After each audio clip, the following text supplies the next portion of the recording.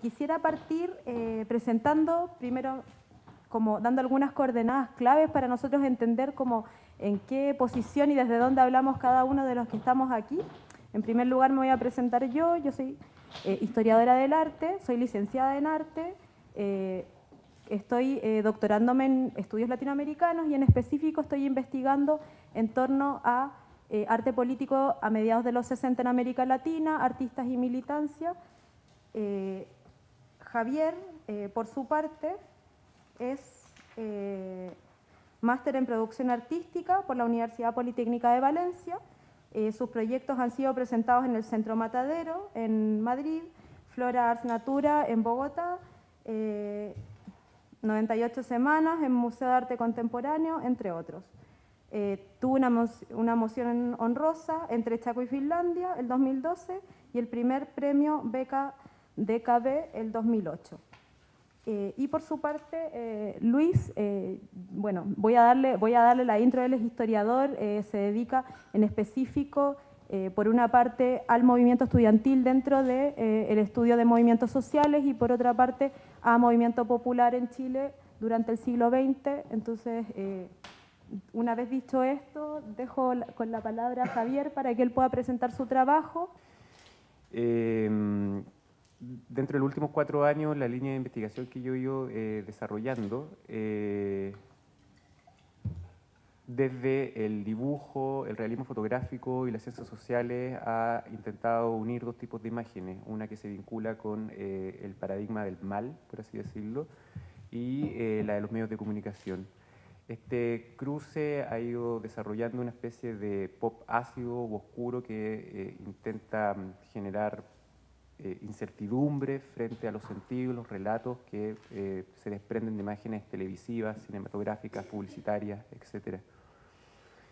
Estos problemas yo los he ido abordando desde los escenarios de violencia política ocurridos en Chile durante los últimos 50 años, principalmente desde un tipo de trabajo que yo he denominado como documentales gráficos, es decir, desde imágenes de archivo, entrevistas y reportajes, como también desde el formato del cómic,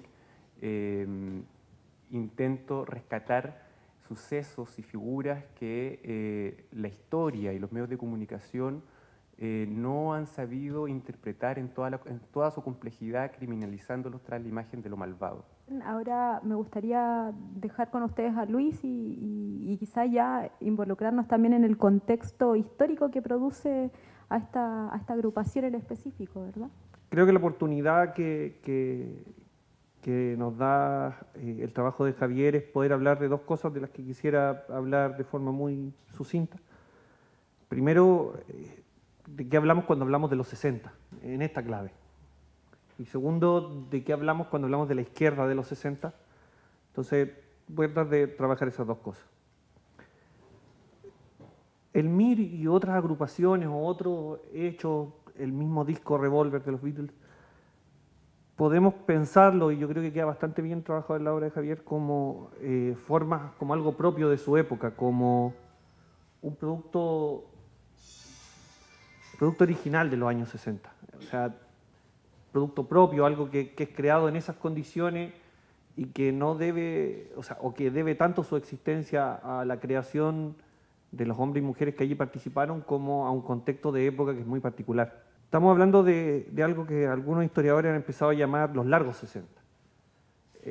Estaríamos hablando de algo que se iniciaría más o menos con la Revolución Cubana, pero en el caso chileno, de ahí voy a plantear por qué, pero es algo que parte con 1957 más bien, con la revuelta de abril del año 57 en Chile, que tiene que ver con el alza de los pasajes del transporte público, y eso genera la revuelta popular callejera más grande que se había visto en la ciudad desde la rebelión de la Chaucha, y tal vez la más grande del siglo XX después de la huelga de la carne.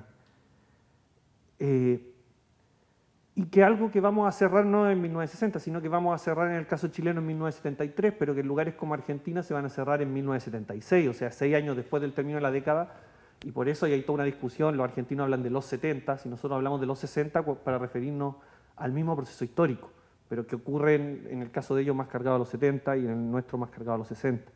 el modelo desarrollista, el modelo económico de industrialización, el modelo de la Corfo, ese Chile, está en crisis ya a fines de los años 50.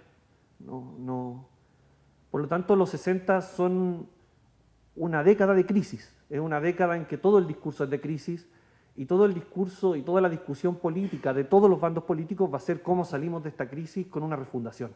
Cómo refundamos el país en otros códigos porque este código ya no nos sirve, esto está mostrando su fracaso, todas sus grietas. Una segunda característica que me parece muy importante es la masificación de la sociedad civil, que yo creo que también es algo novedoso en la historia. Para muchos de nosotros volver a ver masas el 2011 fue algo que era volver a ver algo que no habíamos visto en mucho tiempo. Más aún, era volver a ver algo que se nos había dicho que no iba a volver a aparecer. Vivíamos ya en la sociedad encerrada en el individuo, donde lo más importante era el yo, y de repente vuelve a aparecer el colectivo, un colectivo que no es la suma de sus individuos, sino que es algo mucho más grande que esa suma. Creo que hasta ese momento ni siquiera los 80 habían tenido una forma tan masiva. Los 60 son la masificación de todo, la universidad es de masa, la escolarización es de masa, la música se vuelve música de masa, sale de los salones y va a las radios, va a la televisión, la política se convierte en una discusión de masas. Y cuando hablamos de masas no hablamos de este grupo de personas uniformes, compactas, sino de masas como una masa de agua de una ola, o sea, algo que golpea, informe, que es enorme, que no es contenible. Y eso que todo se vuelva de masas va a generar, creo yo, la tercera consecuencia, o sea, la tercera característica de esta década, que es el desborde institucional. ¿Qué de la historia del MIR estamos viendo en la exposición de Javier? ¿Cuáles son los hitos que se relevan? ¿Cuáles son los personajes y los nombres que se relevan? En el fondo, claro, hay parte de una organización de orden mundial, ¿verdad?, por la Guerra Fría y culmina en un proceso local, y eso es muy interesante. Entonces, me gustaría, por una parte, que a lo mejor tú, Javier, nos comentaras cuál es tu aproximación y cómo te aproximas a la historia del MIR y cómo se produce finalmente este documental gráfico en específico, y quizás desde una perspectiva más histórica, que Luis nos pudiera comentar qué implica para una construcción histórica del MIR los hitos que está relevando Javier también. O sea, en el fondo hay una correlación con el cómo se percibe o se construye una historia del MIR en un espacio más amplio, o en el fondo en la historia cómo se ha trabajado eso, etcétera. Entonces, ¿podemos partir con Javier? Sí, gracias. La aproximación que yo hago la hago evidentemente desde el ámbito del arte, y cuando hablo desde el ámbito del arte es porque hay fuertes componentes vinculados a la sensibilidad y a la subjetividad. Entonces, en ese sentido creo que, al igual que los otros trabajos, también si bien toman características como tecnológicas vinculadas como a la fotografía, por así decirlo, o otras características vinculadas justamente a las ciencias sociales, que a mí me interesa trabajarlas, se van mezclando con otros elementos también, razón por la cual creo que no queda dentro de lo que es estrictamente un trabajo de ciencias sociales, tampoco un trabajo estrictamente del arte, ¿verdad?, sino que se produce justamente una cosa como transdisciplinar que a mí me interesa mucho rescatar, que considero que desde ahí se pueden generar nuevas miradas, nuevos cambios, etc. Entonces, esa es mi manera de aproximarme a la historia del MIR. Creo que, de alguna forma, el recoger, por ejemplo, el texto de los Beatles es una manera de aproximarme a la historia del MIR, y de alguna manera recoger el MIR es una manera también de aproximarme a la historia de la música y de los Beatles en particular. Entonces, creo que, insisto, la aproximación viene justamente desde ahí, desde la subjetividad. Creo que los hitos que se resaltan siempre caen en una de dos dimensiones.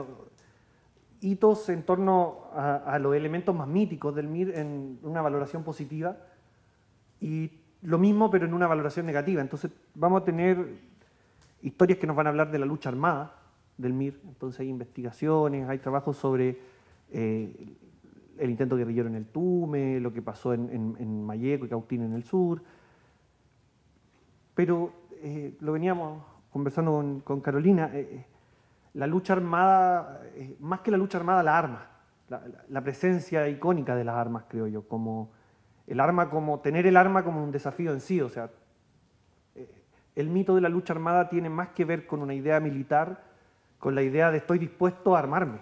O sea, el mero hecho de decir lucha armada ya es un desafío. Más allá de si es posible llevarla a cabo, de si fue o no, de si resultó bien o resultó mal, creo que la mera evocación de la idea de lucha armada es muy... En el Estado moderno, en el cual, como dice Weber, el monopolio de la violencia es el que define al Estado, el mero hecho de verbalizar el desafío a ese monopolio es muy fuerte. En esa misma mitologización positiva de lo que la historia del MIR está la juventud como audacia, la juventud como lo hago ahora, lo hago con ímpetu. Si el manual dice que tengo que pasar por 4 etapas, yo me las salto y voy directo al problema.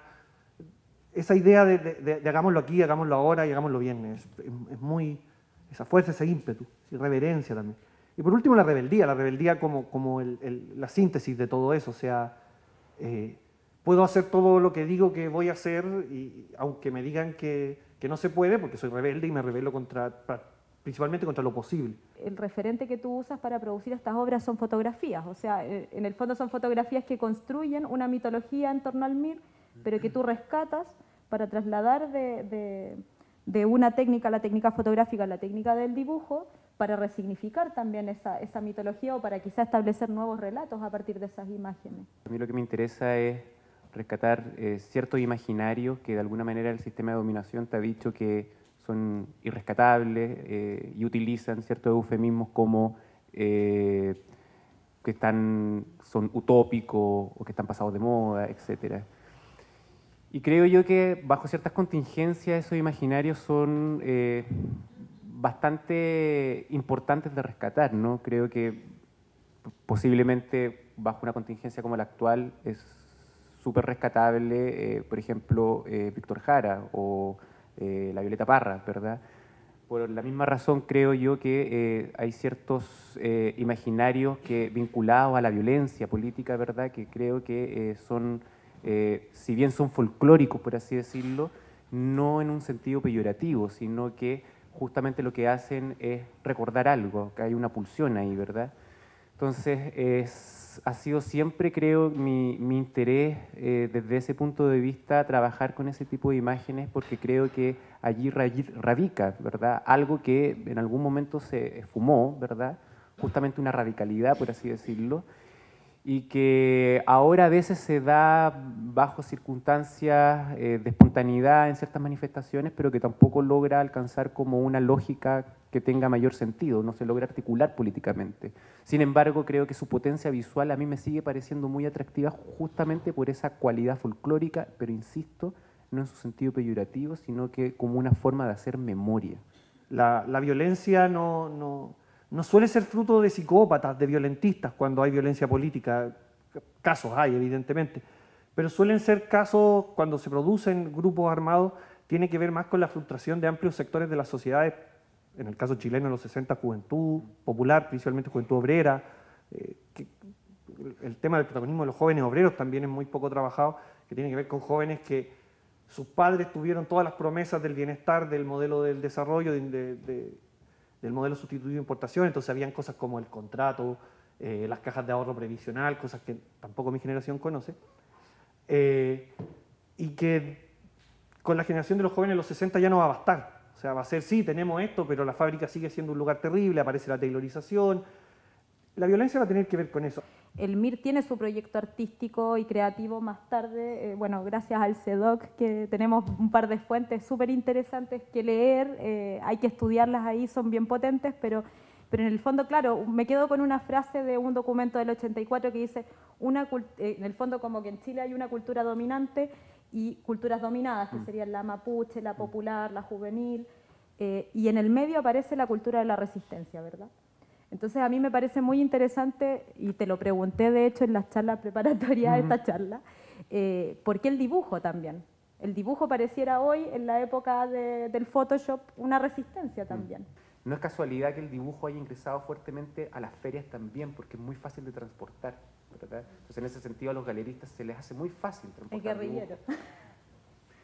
Pero por otro lado también podemos verlo desde la otra perspectiva en relación a una cita de John Berger que yo siempre utilizo a la hora de pensar el dibujo como una resistencia, tal como tú lo decías. Berger lo hace a propósito de la pintura, pero que es perfectamente aplicable a la idea del dibujo.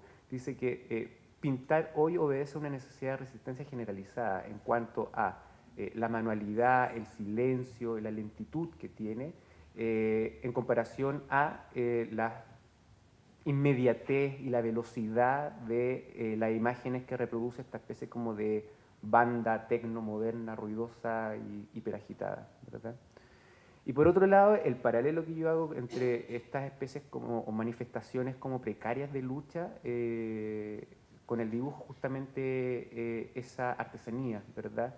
Me interesa mucho ver cómo se dan estas espontaneidades de violencia que surgen en las manifestaciones con palo y piedra, porque hay algo como muy esencial, muy animal ahí, ¿verdad? Que es quizás la misma pulsión que puede llegar a tener un ser humano con el dibujo, entendiendo que el dibujo es como la primera aproximación a un sistema de reproducción de imágenes que tiene el mundo.